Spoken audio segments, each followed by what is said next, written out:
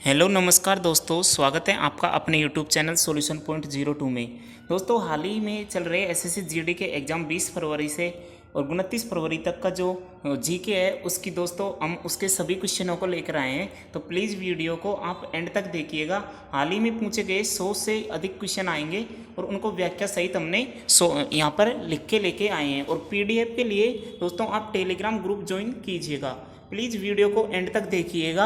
हम इस क्वेश्चनों की व्याख्या सहित लेकर आए हैं ताकि आपको आने वाली शिफ्टों में क्वेश्चन सवाल देखने को मिलेंगे। चलिए स्टार्ट करते हैं। एसएससी द्वारा पूछे गए जीडी में अभी जो क्वेश्चन है उन क्वेश्चनों को स्टार्ट करते हैं। देखिए दोस्तों, क्वेश्चन है भारत रत्न पुरस्कार प्राप्त करने वाले पहले संगीतकार कौन थे। तो दोस्तों, भारत रत्न पुरस्कार प्राप्त करने वाले पहले संगीतकार कौन थे? एमएस सुब्बुलक्ष्मी। दोस्तों, ये क्या थी? महिला।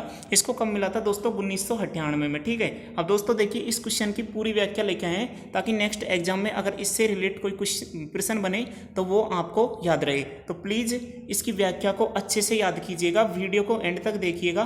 पीडीएफ के लिए फिर से बता देता हूँ, सॉल्यूशन पॉइंट 02 डिस्क्रिप्शन में लिंक है या पिन में लिंक है, वहाँ से जरूर ज्वाइन कीजिएगा, वहाँ आपको पीडीएफ प्राप्त होगी। देखिए, एमएस सुब्बुलक्ष्मी संगीतकार है जिसको प्रथम संगीतकार है जिसको भारत रत्न प्राप्त हुआ था। भारतीय कर्नाटक संगीत की गायिका थी। वह भारत के सर्वोच्च नागरिक सम्मान भारत रत्न से सम्मानित होने वाली पहली संगीतकार है जिनको कब मिला था? 1998 में। ठीक है। उसके बाद देखिए, वह पहली भारतीय थी जिन्होंने 1966 में यूएनओ महासभा में प्रदर्शन किया था। ठीक है। और 1974 में एशिया का नोबेल पुरस्कार माना जाने वाले रेमन मैग्सेसे पुरस्कार पाने वाली पहली भारतीय संगीतकार थी। यानी कि दोस्तों, एशिया का जो नोबेल पुरस्कार है वो किसे जाना जाता है? रेमन मैग्सेसे को 1974 में एमएस सुब्बुलक्ष्मी को प्राप्त हुआ था। अब देखिए दोस्तों, इंपॉर्टेंट पॉइंट है, उनके बाद 1999 में पंडित रविशंकर को मिला था। 2001 में बिस्मिल्लाह खान को मिला था, शहनाई वादक है। और सुश्री लता मंगेशकर को मिला था 2001 में। ठीक है। और 2009 और 2008 यानी 2008 में घोषणा की थी, 2009 में मिला था पंडित भीमसेन जोशी को भारत रत्न पुरस्कार से सम्मानित किया गया था। दोस्तों, साथ में इन पॉइंटों को भी याद रखना है। चलिए नेक्स्ट क्वेश्चन की ओर देखिए दोस्तों। नेक्स्ट क्वेश्चन है, भारत में किस राज्य में सर्वाधिक साक्षरता दर है? ठीक है दोस्तों, जनगणना से हर शिफ्ट में एक क्वेश्चन बनता है, तो दोस्तों साक्षरता और लिंग अनुपात पर ज़्यादा फोकस कीजिएगा, इससे बार बार क्वेश्चन बनता है। देखिए दोस्तों, केरल में भारतीय राज्यों में साक्षरता दर सबसे अधिक है, लगभग 96.2। ठीक है। उसके बाद राष्ट्रीय राजधानी दिल्ली में 89% साक्षरता दर के साथ नंबर 2 पर है। ठीक है। आंध्र प्रदेश में 66.4 साक्षरता दर के साथ सभी राज्यों में सबसे खराब स्थिति पर स्थान दिया गया है। ठीक है, हाल फिलहाल के आंकड़ों के अनुसार। ठीक है। देखिए दोस्तों, पुरुष और महिला साक्षरता के दर के बीच का अंतर 2.2% अंतर के साथ केरल सबसे पतला है, यानी कि सबसे कम अंतर है केरल में महिला और पुरुष में। यानी कि सबसे ज़्यादा पढ़े लिखे साक्षर व्यक्ति केरल के हैं और महिला भी केरल की है। ठीक है। उनका अंतर बहुत कम है। ठीक है। देखिए, सभी भारतीय स्तरों पर पुरुष और महिला साक्षरता दर के बीच का अंतर 14.4 है। यानी कि भारतीय स्तर पर देखें तो अंतर दोस्तों ये आपको ध्यान रखना है, यह भी आपको स्टेटमेंट के द्वारा पूछा जा सकता है। अब देखिए दोस्तों, साक्षर व्यक्ति किसे मानेंगे? 1971 के बाद में 7 वर्ष से अधिक आयु का व्यक्ति जो किसी भाषा को समझ सके, पढ़ सके और लिख सके, उसको ज्ञान हो, उसे ही जो NSSO सर्वेक्षणों के साक्षर माना जाता है। ठीक है। तो यह भी आपको ध्यान रखना है। अभी एसएससी जीडी में यहाँ से भी क्वेश्चन बना है, यानी कि जितने पॉइंट है सबसे क्वेश्चन बना है, लेकिन हम उनको आपको व्याख्या सहित बता रहे हैं। चलिए दोस्तों नेक्स्ट क्वेश्चन की ओर। नेक्स्ट क्वेश्चन देखिए दोस्तों, कर्नाटक का कंबाला त्यौहार अनिवार्य रूप से किसके साथ जुड़ा हुआ है? दोस्तों, एसएससी जीडी में ऐसे पूछा था कि कर्नाटक में त्यौहार के रूप में निम्न में से किस त्यौहार को कर्नाटक में मनाया जाता है? तो कंबाला। दोस्तों, इसकी हम व्याख्या लेके आए। तो ये भैंसा दौड़ के साथ किया जाता है कंबाला। बाला बाला बाला सॉन्ग से आपको याद रखना है। ठीक है। कर्नाटक में किया जाता है। अब देखिए दोस्तों, इसके इंपॉर्टेंट पॉइंट, कर्नाटक का कंबाला त्यौहार अनिवार्य रूप से भैंसों की जाति से जुड़ा हुआ है। ठीक है। भैंसा दौड़ होती है इसके अंदर। ठीक है दोस्तों। और दोस्तों, यह कर्नाटक के दक्षिण जिले में मनाया जाने वाला एक वार्षिक उत्सव है। भैंस दौड़ 2 दिन की अवधि में होती है। ठीक है। यह त्यौहार मार्च-नवंबर के महीने के बीच मनाया जाता है। देखिए दोस्तों, ये आपको इंपॉर्टेंट पॉइंट है, इनको जरूर याद रखिएगा। ठीक है। यह त्यौहार है जो कर्नाटक के कृषक समुदाय उत्पन्न हुआ है। यह एक त्यौहार है जो कर्नाटक के कृषक समुदाय में उत्पन्न हुआ है। ठीक है। इसे किसान मनाते हैं। ठीक है। यह त्यौहार हिंदू भगवान की कादरी मंजुनाथ को समर्पित है, जो भगवान शिव के प्रतीक है। ठीक है, भगवान शिव को समर्पित है ये। ठीक है, आपको यह भी पॉइंट याद रखिएगा। ठीक है, चलिए नेक्स्ट क्वेश्चन की ओर। दोस्तों ये सभी क्वेश्चन वो हैं जो अभी एग्जाम चल रही हैं एसएससी जीडी की, उनके अंदर पूछे गए हैं। प्लीज़ वीडियो को एंड तक देखिए, आपको जो व्याख्या की है इससे आपको बहुत हेल्प मिलेगी नेक्स्ट जो शिफ्ट में आएंगे। और दोस्तों पीडीएफ के लिए फिर से बता देता हूँ, आपको Solution.02 टेलीग्राम ग्रुप ज्वाइन कीजिएगा। ठीक है दोस्तों, आपको बहुत हेल्प मिलेगी ग्रुप से, आप वहाँ से पीडीएफ वगैरह सब कुछ प्राप्त कर सकते हैं। देखिए दोस्तों नेक्स्ट क्वेश्चन है, भारत का मूल संविधान किसके द्वारा लिखा गया था? जो मूल संविधान की प्रति है उसे किसने लिखा था? उसे लिखा था प्रेम बिहारी नारायण रायजादा। ठीक है दोस्तों, अंग्रेजी और हिंदी दोनों में 395 अनुच्छेद 8 अनुसूचियां और प्रस्तावना को हस्तलिखित करने हेतु 6 महीने के लिए रायजादा संविधान हॉल, अब संविधान क्लब में अपने डेस्क पर रहे थे। 6 महीने तक वो वहीं पर रहे थे। उस टाइम दोस्तों कितने अनुच्छेद थे? दोस्तों 395 अनुच्छेद थे, 8 अनुसूचियां थी। अब वर्तमान में कितनी हो गई? 12 अनुसूचियां हो गई। ठीक है दोस्तों, नेक्स्ट पॉइंट की ओर चलते हैं। इसका भार यानी कि जो हमारा संविधान है उसका भार था 3.75 किलोग्राम। ठीक है, इसका शीर्षक है भारत का संविधान। दोस्तों इसका शीर्षक क्या है? भारत का संविधान। संविधान की मूल प्रतियां संसद के पुस्तकालय में विशेष हीलियम से भरे मामलों में रखी जाती हैं। ठीक है, किस में रखी जाती हैं? हीलियम से भरे मामलों में। ठीक है दोस्तों, चलिए नेक्स्ट क्वेश्चन की ओर चलते हैं। देखिए नेक्स्ट पॉइंट है दोस्तों, भारत के संविधान की मूल हस्तलेख जो 26 जनवरी 19 को, यानी कि दोस्तों भारत का संविधान बनकर तैयार कब हुआ था? दोस्तों 26 नवंबर 1949। कब हुआ था? 26 नवंबर 1949 को बन के तैयार हुआ था। और दोस्तों जब लागू हुआ था 26 नवंबर 1950 को लागू हुआ था। ठीक है, और दोस्तों इसकी अंतिम बैठक कब हुई थी? अंतिम बैठक हुई थी 24 जनवरी 1950 को। ठीक है, अंतिम बैठक कब हुई थी? 24 जनवरी 1950 को। और प्रथम बैठक हुई थी दोस्तों 9 दिसंबर 1946 को संविधान सभा की प्रथम बैठक हुई थी। ठीक है दोस्तों, इससे 3 दिन पहले यानी कि 6 दिसंबर को संविधान सभा का गठन हुआ था। ये मोस्ट वेरी मोस्ट है, इनको याद रखिएगा। सबसे पहले तो संविधान सभा का गठन हुआ 6 दिसंबर को। ठीक है, 6 दिसंबर को संविधान सभा का गठन हुआ, 9 दिसंबर को प्रथम बैठक हुई। ठीक है, और 26 नवंबर 1949 को बनकर तैयार हुआ, 26 जनवरी 1950 को लागू हुआ और 24 जनवरी 1950 को इसकी अंतिम बैठक हुई थी। ठीक है दोस्तों, ये इंपॉर्टेंट पॉइंट है, आपको ये भी याद रखने हैं। ठीक है, चलिए नेक्स्ट क्वेश्चन की ओर। देखिए दोस्तों, ब्रह्मोत्सव किस राज्य में मनाया जाता है? ब्रह्मोत्सव आंध्र प्रदेश का एक प्रसिद्ध त्यौहार है। कहाँ पर मनाया जाता है? आंध्र प्रदेश राज्य के अंतर्गत मनाया जाता है। तिरुपति के श्री वेंकटेश्वर मंदिर में मनाया जाने वाला यह महत्वपूर्ण तथा परम शुभ वार्षिक उत्सव है। ठीक है दोस्तों, क्या है? महत्वपूर्ण और परम शुभ वार्षिक उत्सव है जो आंध्र प्रदेश में मनाया जाता है। कौन सा है? ब्रह्मोत्सव। अब देखिए दोस्तों, हम मोस्ट जो भी उत्सव हैं सभी राज्यों के उत्सव उनको पढ़ेंगे, तो प्लीज़ आप इसको ध्यान से पढ़िएगा, इसमें से आपको जरूर देखने को मिलेगा। देखिए दोस्तों, सबसे पहले है उत्सव और राज्य। देखिए दोस्तों, ये है उत्सव और इधर है राज्य। ठीक है, खीर भवानी मेला यानी कि रागिना देवी के लिए खीर भवानी मेला कहाँ पर? जम्मू कश्मीर में। अब कैसे याद रखना है दोस्तों? हम जैसे बोलते हैं, तुम मुझे अगर कश्मीर मांगोगे तो हम चीर देंगे, दूध देंगे, खीर देंगे, ऐसे कुछ करके बोलते हैं। तो दोस्तों उससे रिलेट करते हुए हम इसको याद रख सकते हैं। ठीक है, चलिए नेक्स्ट है सिंधु दर्शन यानी लद्दाख में। ठीक है, नुआखाई त्योहार कहाँ पर मनाया जाता है? ओडिशा में। कहाँ पर मनाया जाता है? नुआखाई त्योहार ओडिशा के अंदर मनाया जाता है। चलिए दोस्तों, नेक्स्ट है खर्ची पूजा। खर्ची पूजा यानी कि तीन रुपये खर्च करने हैं। ठीक है, 3 रुपये में क्या लेके आई? हरा कलर का ओबा लेकर आई। ठीक है, तो त्रिपुरा के दोनों है खर्ची पूजा और लाइव हरोबा। ठीक है, और दोस्तों ये कूट शब्द के 99% कहाँ के होते हैं? मिजोरम के, यानी कि उसने रम पीकर कूट दिया। ठीक है, ऐसे रिलेट करते हुए आपको याद रखने हैं। चार कूट जो भी हैं सब माँ के ही हैं। ठीक है, पक्का हॉर्नबिल। एक तो दोस्तों हॉर्नबिल होता है जो कहाँ का है? नागालैंड का। ठीक है, इसे त्योहारों का त्यौहार कहा जाता है, फेस्टिवल ऑफ फेस्टिवल। ठीक है, यानी कि नाक कहाँ पर? हॉर्न बजते ही नाक कहाँ पर रहता है दोस्तों? बिल में। नाक कहाँ पर रहता है? बिल में। ऐसे रिलेट करते हुए आपको यादें करने हैं। ठीक है, और पक्का हॉर्नबिल यानी कि अरुणा से बोल रही है कि पक्के वादा कीजिए कि आप पक्का हॉर्न बजा के बिल में चलोगे। ठीक है, अरुणा से वो वादा कर रही है। ठीक है, देखिए माओत्सु उत्सव नागालैंड के अंदर ही मनाया जाता है। नेक्स्ट की ओर चलते हैं दोस्तों। अंबुबाची मेला कहाँ पर लगता है? कामाख्या मंदिर के अंदर, असम के अंदर अंबुबाची मेला लगता है। ठीक है, विजिंग कहाँ का है दोस्तों? असम का। असम के ओर देखिए दोस्तों भोगाली बिहू, भोगा बिहू जो जनवरी के अंदर मनाया जाता है, रंगोली बिहू जो अप्रैल के अंदर, और कंगोली बिहू जो अक्टूबर के अंदर। दोस्तों आप कितना मोस्ट साबित करना चाहते हो उतने ही ये मोस्ट हैं जो मैंने अंडरलाइन कर दिए। इसको एसएससी ने हर बार एग्जाम के अंदर पूछा है, तो आपको ये नोट जरूर करने हैं। चलिए नेक्स्ट की ओर देखिए, नेक्स्ट उत्सव कौन से हैं। नेक्स्ट है देखिए दोस्तों बसंत उत्सव, यानी बसंत उत्सव कहाँ का है, शांति निकेतन पश्चिम बंगाल के अंतर्गत। शांति निकेतन को अभी कौन सी यूनेस्को की साइट बनाया है, यह भी आपको कमेंट बॉक्स में जरूर लिखना है। जो छात्र पढ़ने वाला होगा वो जरूर गूगल पे सर्च करके लिखेगा, ठीक है, उसके कमेंट को हम पिन कर देंगे। गुड़ी पड़वा, गुड़ी पड़वा दोस्तों नववर्ष का आरंभ है, यह महाराष्ट्र के अंदर मनाया जाता है। बातुकामा यानी बतुकम्मा और बोनालू दोनों कहाँ के हैं दोस्तों, तेलंगाना के, यानी कि बतुकम्मा और बोनालू। पुंथाड़ू, पुंथाड़ू, पुंथाड़ू कहाँ का है, तमिलनाडु का। उत्तरायण, उत्तरायण उत्तर देकर गुजर गई, यानी कि वह उत्तर देकर क्या कर गई, गुजर गई। उत्तर कहाँ का है दोस्तों, गुजरात का, ठीक है, ये आपको ध्यान रखना है, यानी मकर संक्रांति का पर्व है ये, ठीक है।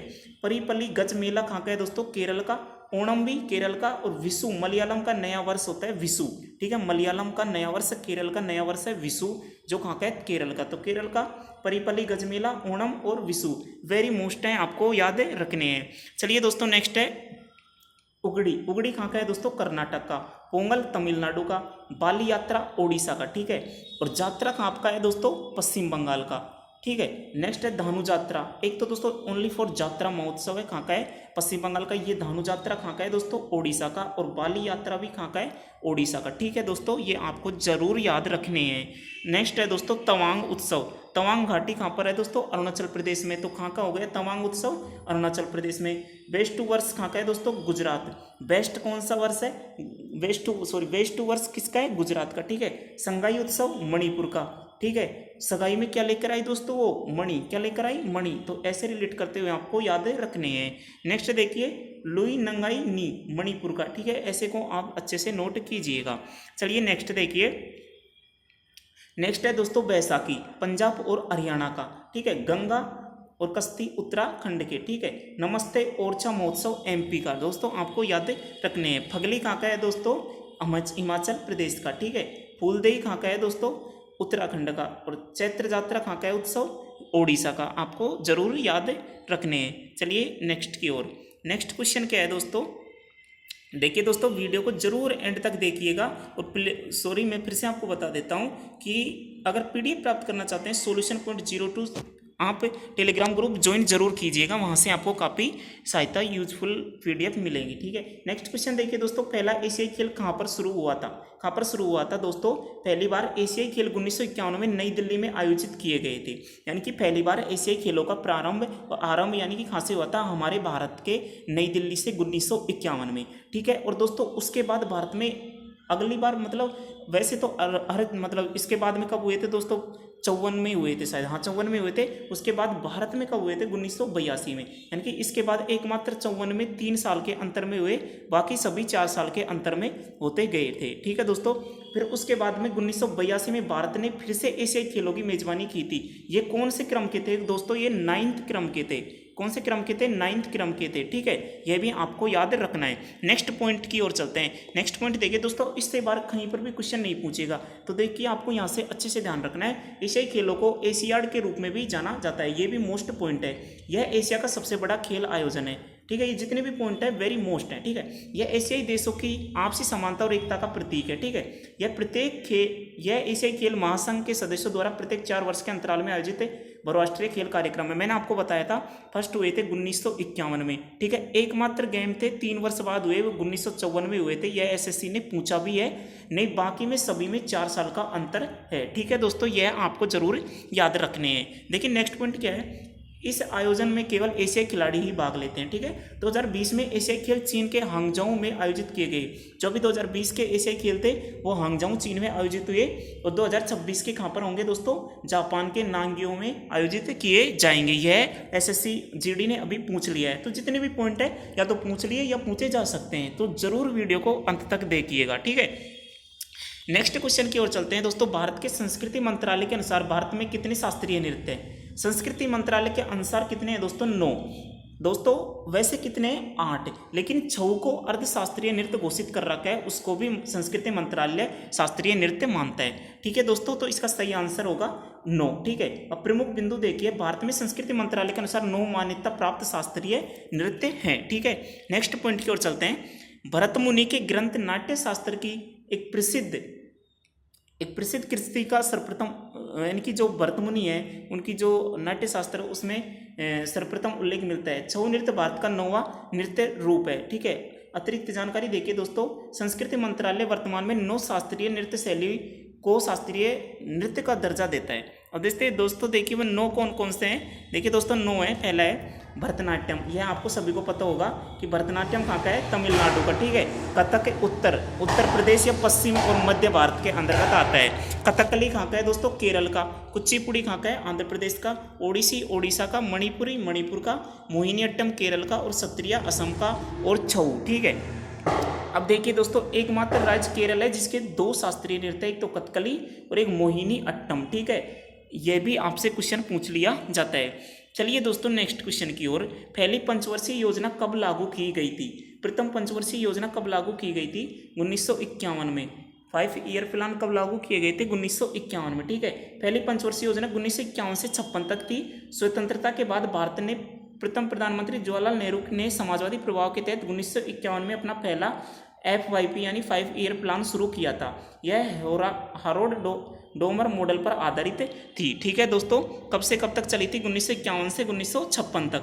देखिए नेक्स्ट देखिए, दूसरी पंचवर्षीय योजना किस मॉडल पर आधारित थी? पहली हैरोल्ड डोमर पर, दूसरी महालनोबिस मॉडल पर। ठीक है, दूसरी पंचवर्षीय योजना में नेहरू महालनोबिस मॉडल को अपनाया था। इस योजना का मुख्य उद्देश्य बुनियादी और भारी उद्योगों के विकास पर विशेष जोर देने के साथ तेजी से औद्योगिकरण, ये भी आपसे पूछा गया है। ठीक है, तो दोस्तों सेकंड पंचवर्षीय योजना कब से कब तक चली थी दोस्तों? 1956 से, और कब तक चली थी दोस्तों? 61 तक। ठीक है, चलिए नेक्स्ट की ओर चलते हैं। नेक्स्ट देखिए दोस्तों, 15 अप्रैल 1980 को भारत में कितने बैंकों का राष्ट्रीयकरण हुआ था? तो 15 अप्रैल 1980 को भारत में कितने बैंकों का राष्ट्रीयकरण हुआ था दोस्तों? 6 बैंकों का। कितने बैंकों का राष्ट्रीयकरण हुआ था दोस्तों?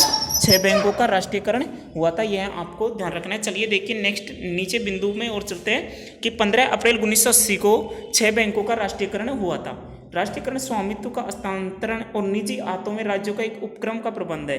1969 में 14 बैंकों का राष्ट्रीयकरण हुआ था। इंदिरा गांधी प्रधानमंत्री थी जिन्होंने भारत के बैंकों का राष्ट्रीयकरण किया था। 19 जुलाई 1969 को 14 बैंकों का राष्ट्रीयकरण हुआ था। और दोस्तों यह दिल्ली पुलिस में भी पूछा गया था स्टेटमेंट के द्वारा। तो आपको प्रमुख ये जितने भी बिंदु बताए हैं इंपॉर्टेंट, इनको याद रखिएगा। 15 अप्रैल 1980 को तो 6 बैंकों का राष्ट्रीयकरण हुआ था, और 19 जुलाई 1969 को 14 बैंकों का राष्ट्रीयकरण हुआ था। 1955 में SBI का राष्ट्रीयकरण हुआ था। ठीक है, चलिए दोस्तों नेक्स्ट देखिए, 1969 में 14 बैंकों का राष्ट्रीयकरण किया गया था, यह मैंने आपको बता दिया है। और दूसरी बार 15 अप्रैल 1980 को राष्ट्रीयकरण हुआ था। 1980 को 6 बैंकों का हुआ था। उन बैंकों पर आधारित था जिनकी जमा राशि 200 करोड़ रुपए से अधिक थी। ठीक है, जब दोस्तों शुरू में RBI का राष्ट्रीयकरण हुआ था उस समय RBI की राशि कितनी थी दोस्तों? 5 करोड़। और इसमें उन बैंकों का किया गया था जिनकी 200 करोड़ रुपए से अधिक है। ठीक है, यह भी आपको ध्यान रखना है। देखिए दोस्तों नेक्स्ट मिस्टेक पॉइंट क्या है? भारत में अधिकांश राष्ट्रीयकृत बैंकों को सार्वजनिक क्षेत्र के बैंक भी कहा जाता है। कई बैंकों के विलय के बाद वर्तमान में भारतीय स्टेट बैंक RBI आधिकारिक वेबसाइट पर आधारित सहित कुल 12 सार्वजनिक क्षेत्र बैंक है। ठीक है, चलिए नेक्स्ट क्वेश्चन की ओर। नेक्स्ट क्वेश्चन क्या है दोस्तों? गुलाबो सपेरा। दोस्तों बार बार पूछा गया हुआ SSC का क्वेश्चन है। गुलाबो सपेरा किस क्षेत्र में प्रसिद्ध है? सही उत्तर होगा लोक नृत्य। कालबेलिया नृत्य से संबंधित है। और कालबेलिया कहाँ का नृत्य है दोस्तों? यह राजस्थान का है। 2010 में इसे यूनेस्को में शामिल किया गया था अमूर्त विरासत सूची के अंदर। ठीक है, कालबेलिया भारत के साथ थार मरुस्थल राजस्थान की एक सपेरा जनजाति है। ठीक है, यानी कालबेलिया को थार मरुस्थल में सपेरा जनजाति द्वारा किया जाता है। ठीक है, पुरुष और महिला दोनों ही नृत्य करते हैं, जो उनकी संस्कृति का एक महत्वपूर्ण तत्व है। कहाँ पर होता है? राजस्थान में होता है कालबेलिया नृत्य। ठीक है, गुलाबो सपेरा किसके लिए प्रसिद्ध है? लोक नृत्य के लिए कालबेलिया नृत्य करती है। और दोस्तों 2010 में इसे यूनेस्को में शामिल किया गया था। आपको वेरी मोस्ट पॉइंटों को याद रखना है। नेक्स्ट देखिए दोस्तों, हॉर्नबिल उत्सव निम्नलिखित किस राज्य में मनाया जाता है? नागालैंड में। कहाँ पर मनाया जाता है? नागालैंड में हॉर्नबिल, यानी कि बिल नाग कहाँ पर रहता है दोस्तों? बिल के अंतर्गत। अभी मैंने कुछ समय पीछे वीडियो में आपको बताया था कि सभी उत्सव उसमें भी आया था, ठीक है। हॉर्नबिल महोत्सव, हॉर्नबिल हर साल 1 दिसंबर से 10 दिसंबर के बीच नागालैंड में मनाया जाता है, ठीक है दोस्तों। कब मनाया जाता है? 1 दिसंबर से 10 दिसंबर के बीच, ठीक है दोस्तों, ये आपको ध्यान रखना है। देखिए यह त्यौहार कोहिमा जिले के अंतर्गत नागा विरासत गांव यानी नागा जनजाति द्वारा मंच पर नागाओं की समृद्धि, सांस्कृतिक विरासत और परंपरा को प्रदर्शित करता है, ठीक है। अब देखिए दोस्तों, जो उत्तर पूर्व में भारत के जो महत्वपूर्ण त्यौहार है, तो दोस्तों आपका इस स्क्रीन का आपको स्क्रीनशॉट ले लीजिएगा और याद करिएगा, ठीक है। उत्तरी पूर्वी भारत के महत्वपूर्ण त्यौहार, अरुणाचल प्रदेश के देखिए दोस्तों, बोरीबूट, मायको, द्री, पोंगटू, लोसार, मोनपा उत्सव वेरी मोस्ट है। असम के देखिए अंबुबाची, भोगली बिहू, बैसागु, देहिंग पटकई, मिजोरम का चापचारकुट महोत्सव, नागालैंड का हॉर्नबिल फेस्टिवल और त्यूस्केन सेनक्रीन, ठीक है। मेघालय का नोंगक्रेम खांसी त्यौहार और बांग्ला, मेघालय में खांसी एक पहाड़ी भी है, ठीक है। देखो दोस्तों, मणिपुर का देखिए योसांग, पोराग, चवांग कुटी, ठीक है। त्रिपुरा का खारची पूजा। इसका स्क्रीनशॉट ले लीजिएगा और इनको जरूर याद कीजिएगा। चलिए दोस्तों नेक्स्ट क्वेश्चन की ओर चलते हैं। देखिए दोस्तों नेक्स्ट क्वेश्चन क्या है? देखिए दोस्तों नेक्स्ट क्वेश्चन है, किस वर्ष में हम्पी को यूनेस्को द्वारा विश्व धरोहर स्थल घोषित किया गया था? जो हम्पी है उसको यूनेस्को ने कब विश्व धरोहर स्थल में शामिल घोषित किया गया था? 1986 के अंतर्गत कब किया गया था इसको? हम्पी को। और दोस्तों सांची को किया गया था 1989 में। दोस्तों सांची का जो चित्र है वो किस नोट के पीछे है? 200 रुपये के पीछे, यानी कि 200 रुपये के पीछे सांची के चित्र है और 1989 में सांची को किया गया था। और दोस्तों हम्पी को किया गया है 1986 के अंतर्गत, ठीक है। हम्पी कर्नाटक के उत्तरी राज्य में एक मंदिर शहर है। ऐतिहासिक विजयनगर राजवंश की राजधानी हम्पी थी। जो विजयनगर था उस राजवंश की राजधानी क्या थी? हम्पी थी। हम्पी को 1986 में यूनेस्को द्वारा विश्व धरोहर स्थल घोषित किया गया था, ठीक है दोस्तों, ये आपको याद रखने हैं। चलिए नेक्स्ट पॉइंट देखिए दोस्तों मैं आपको फिर से बता देता हूं, जिसने भी ये वीडियो अंत तक देख ली उसको जरूर ना जरूर यूजफुल यानी कि अपने शिफ्ट में जरूर क्वेश्चन देखने को मिलेंगे, क्योंकि इनकी व्याख्या इतनी अच्छे से की गई है ताकि आपको कोई क्वेश्चन बाहर ना जा सके अगर इनसे रिलेटिव क्वेश्चन वो रिलेट क्वेश्चन बना रहे हैं तो देखिए दोस्तों 14वीं शताब्दी में हम्पी विजयनगर साम्राज्य की राजधानी थी। हम्पी दुनिया का सबसे बड़ा ओपन एयर संग्रहालय है। वेरी मोस्ट पॉइंट है ये दोस्तों, इनको याद रखना। और लगभग 29 वर्ग किलोमीटर क्षेत्र में फैला हुआ है। हम्पी बीजिंग के बाद दुनिया का दूसरा सबसे बड़ा मध्यकालीन युग का शहर है। हम्पी तुंगभद्रा नदी के तट पर है। ये वो पॉइंट है जो आपको याद रखने हैं, बुक में नोट करने हैं, ठीक है। देखिए नेक्स्ट, या फिर आप पीडीएफ के लिए टेलीग्राम पे जाके वहां से 2-3 बार पढ़ लीजिएगा, वीडियो को 2-3 बार देख लीजिएगा। नेक्स्ट देखिए दोस्तों, नेक्स्ट क्वेश्चन है, किस भाषा को भारत सरकार द्वारा शास्त्रीय भाषा घोषित किया गया है? तो दोस्तों वर्तमान में कितनी शास्त्रीय भाषाएं हैं? दोस्तों 6 शास्त्रीय भाषाएं हैं, ठीक है। सभी 6 शास्त्रीय भाषाओं को संविधान की 8वीं अनुसूची में सूचीबद्ध किया गया है, यानी कि सभी 6 शास्त्रीय भाषाएं उनको संविधान की 8वीं सूची के अंतर्गत लिखा गया है, ठीक है। भारत में शास्त्रीय भाषाओं की सूची में ओडिशा सबसे नवीनतम है, 2014 के अंतर्गत ओडिशा, ठीक है। और सबसे पहली कौन सी है दोस्तों? तमिल भाषा है, जिसे 2004 में दर्जा दिया गया था। अब देखिए दोस्तों हम सभी 6 के बारे में जानेंगे कि कौन कौन सी हैं, क्रमवाही और कब इनको दर्जा दिया गया था, यह भी पूछा गया है मिलान चिन्ह के अंतर्गत। तो आपको इसको भी ध्यान रखना है कि सबसे पहले तमिल है, जिसे 2004 में शास्त्रीय भाषा का दर्जा दिया गया है, 2005 में संस्कृत को दिया गया है, ठीक है दोस्तों, यह भी आपको ध्यान रखना है। और हमने शास्त्रीय भाषा से संबंधित वीडियो चैनल पर डाल रखी है, वहां से भी आप देख सकते हैं, उसमें शास्त्रीय भाषा का टॉपिक कंप्लीट किया गया है। नेक्स्ट देखिए 2008 में तीसरे नंबर की 2008 में कन्नड़ को शास्त्रीय भाषा के रूप में घोषित किया। 2008 में ही तेलुगु, कन्नड़ और कन्नड़ कब किए गए? 2008 में घोषित की गई। 2013 में मलयालम, ठीक है दोस्तों, मलयालम 2013 के अंतर्गत। और 2014 में नवीनतम है ओडिशा और सबसे पुरानी है तमिल, 2004 में घोषित की गई थी, ठीक है दोस्तों, ये आपको मोस्ट ध्यान रखने हैं। चलिए नेक्स्ट देखिए दोस्तों, समाज की स्थापना से संबंधित दोस्तों काफी क्वेश्चन बनते हैं, इसके लिए आप हमारे चैनल को सब्सक्राइब कीजिए। हम कल या परसों में जरूर स्थापना समाज के बारे में, जितने भी समाज है उनकी स्थापना और उनके जिसने भी उनकी संस्थापक है उनकी वीडियो लेकर आएंगे, तो प्लीज बने रहिए हमारे साथ। देखिए ब्रह्म समाज की स्थापना किसने की? राजा राम मोहन राय ने, यानी RRR। राजा राम मोहन राय ने आत्मीय सभा की स्थापना 1815 में की थी, ठीक है। 1828 में उन्होंने ब्रह्म समाज की स्थापना की, ठीक है। आधुनिक भारत के पिता के रूप में जाना जाता है, भारतीय पुनर्जागरण के पिता और अतीत और भविष्य के बीच के पुल। दोस्तों ये वेरी मोस्ट पॉइंट है, ये बार SSC ने पूछे हैं, तो आपको याद रखने हैं। तो दोस्तों ये सभी वेरी मोस्ट है, इनको याद रखने हैं। चलिए नेक्स्ट क्वेश्चन की ओर देखते हैं। अब देखिए दोस्तों, दो समाज हैं जो इनमें कंफ्यूज होता है, वेद समाज आता है और एक देव समाज आता है, उसको मैं आपको नीचे बताऊंगा। वेद वेद ऐसे याद कीजिए, वेद पुराने थे, ठीक है, वेद पुराने थे तो सबसे पहले क्या आएगा, वेद। तो वेद की स्थापना हुई थी वेद समाज की तो 1864 में। और एक और आता है देव समाज। देव समाज की स्थापना हुई थी 1887 में, ठीक है। कब हुई थी? 1887 में, ठीक है दोस्तों। इसकी स्थापना की थी केशव चंद्र सेन और श्री धरलू नायडू ने की थी मद्रास चेन्नई में। और दोस्तों यह तो हो गई वेद समाज। और एक और आता है वेद समाज, ब्रह्म समाज से प्रेरित था, देव समाज आता है जिसकी उसकी स्थापना की थी दोस्तों। इसकी स्थापना की है देव समाज की 1887 में और शिव नारायण अग्निहोत्रा ने। किसने किया दोस्तों? शिव नारायण अग्निहोत्रा ने, ठीक है।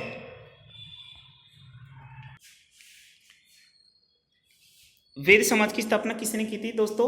वेद समाज की स्थापना 1864 में केशव चंद्र सेन ने, और देव समाज की स्थापना किसने की? 1887 में शिवनारायण अग्निहोत्रा ने, ठीक है दोस्तों। अब देखिए दोस्तों, पंचवर्षीय योजना से संबंधित इंपॉर्टेंट, इनको बार बार पूछा जाता है कि पंचवर्षीय योजना का कार्यकाल किसका कब है, तो इसको भी आप एक बार जरूर, इंपॉर्टेंट पॉइंट है, इसे जरूर देख लीजिएगा। देखिए दोस्तों, पहली पंचवर्षीय योजना कब से कब तक थी दोस्तों? 1951 से 1956 तक, ठीक है। और दूसरी पंचवर्षीय योजना 1956 से 1961 तक थी दोस्तों। इनका कार्यकाल भी पूछा गया है, मिलान चिन्ह भी पूछा गया है, तो आप इनको जरूर नोट कीजिएगा और याद रखिएगा। देखिए दोस्तों, दूसरी, फिर उसके बाद में देखिए दोस्तों, तीसरी पंचवर्षीय योजना आई थी, इसमें नहीं दिया गया है दोस्तों, मिस्टेक हो गई, ठीक है। तो वो आई थी 1961 से और 1966 तक, ठीक है। फिर 1966 से 1969 तक योजना अवकाश रहा था, ठीक है, रोलिंग प्लान। चौथी योजना आई थी 1969 से 1974 तक, ठीक है। पांचवी आई थी 1974 से 1978 तक, जो दोस्तों 4 वर्ष के लिए ही चली थी, और उसको मोरारजी देसाई ने उसे क्या कर दिया गया था दोस्तों? समाप्त कर दिया गया था। और उसके स्थान पर क्या लेकर आए थे? वो रोलिंग प्लान लेकर आए थे, ठीक है दोस्तों, रोलिंग प्लान। और पांचवी पंचवर्षीय योजना का एक प्रसिद्ध वाक्य आता है, गरीबी हटाओ का नारा पांचवीं पंचवर्षीय योजना के अंतर्गत दिया गया था। यह भी आपको याद रखना है। रोलिंग प्लान कब आया था? 1978 से 1980 के बीच में। छठी पंचवर्षीय योजना थी 1980 से 85 के बीच में, ठीक है। नेक्स्ट देखिए दोस्तों, नेक्स्ट है सातवीं पंचवर्षीय योजना 1985 से और 1990 के मध्य में आई थी, ठीक है। वार्षिक योजना आ गई थी फिर दोस्तों 1990, 91, 92 में क्या आ गई थी? वार्षिक योजना। ये तीन जो बीच में पढ़ते हैं, सबसे पहले पढ़ता है योजना अवकाश, यानी 1966 से 69 तक। उसके बाद आता है दोस्तों रोलिंग प्लान आता है, यानी कि उसके बाद देखिए दोस्तों रोलिंग प्लान आया था 1978 से 1980। और दोस्तों एक ये आता है वार्षिक योजना, ये कब आई थी? 1990 से 92, ठीक है। आठवीं पंचवर्षीय योजना 1992 से 97 और 9वीं 1997 से 2002, ठीक है दोस्तों, ये आपको याद रखना है। देखिए दोस्तों, 10वीं पंचवर्षीय योजना थी 2002 से 2007 तक, और 11वीं थी 2007 से 2012, और सबसे अंत में थी 2012 से 2017, जो 2015 में नीति आयोग के आ जाने से समाप्त कर दिया गया था। तो चलिए दोस्तों, ये थी आज की इंपॉर्टेंट वीडियो। तो वीडियो कैसी लगी? वीडियो अच्छी लगी हो तो प्लीज़ चैनल को सब्सक्राइब कीजिए, वीडियो को लाइक कीजिए। और दोस्तों मिलते हैं जल्दी, एक अच्छी वीडियो लेकर आएंगे SSGD के लिए। मिलते हैं नेक्स्ट वीडियो में, तब तक के लिए धन्यवाद। और टेलीग्राम ग्रुप को जरूर ज्वाइन कीजिएगा। Thank you so much.